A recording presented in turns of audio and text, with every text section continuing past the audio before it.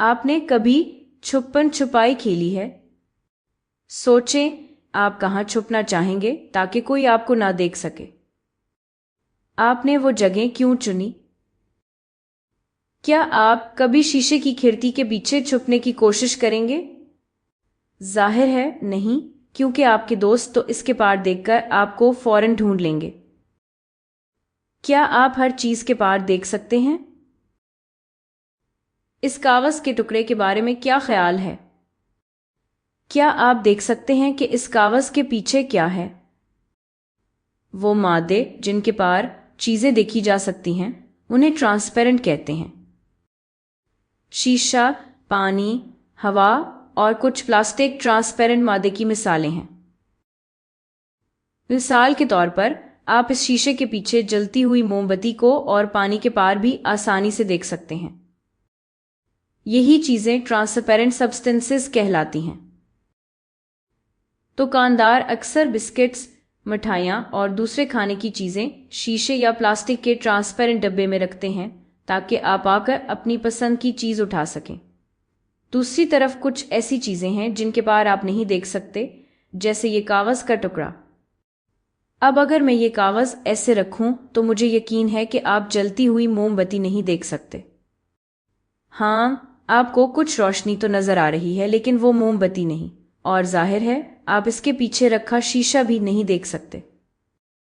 آپ یہ نہیں بتا سکتے کہ بند لکڑی کے ڈبے، گتے کے ڈبے یا دھات کے کنٹینر میں کیا رکھا ہے۔ لکڑی، گتا اور دھاتیں اوپیک مٹیریلز کی مثالیں ہیں، اور یہاں تک کہ یہ کاغذ کا ٹکڑا بھی۔ تو یہ سبسٹنسز کو تقسیم کرنے کا ایک اور طریقہ ہے کہ وہ اوپیک ہیں یا ٹرانسپیرنٹ۔ اب کچھ دلچسپ دیکھتے ہیں۔ تو میں کیا کروں گی؟ میں یہ کاغذ کا ٹکڑا لوں گی اور اس پر تھوڑا سا تیل ڈالوں گی۔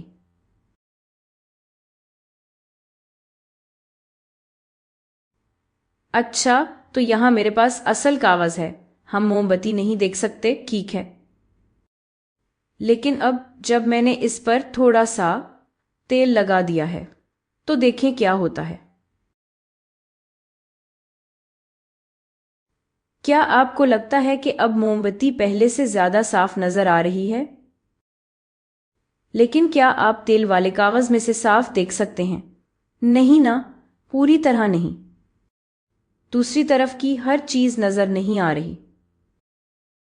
تو ایسے مٹیریلز جن میں سے چیزیں دیکھی جا سکتی ہیں لیکن صاف نہیں، انہیں ٹرانسلوسنٹ مٹیریلز کہا جاتا ہے۔ یہاں ٹرانسلوسنٹ مٹیریل کی ایک اور مثال ہے۔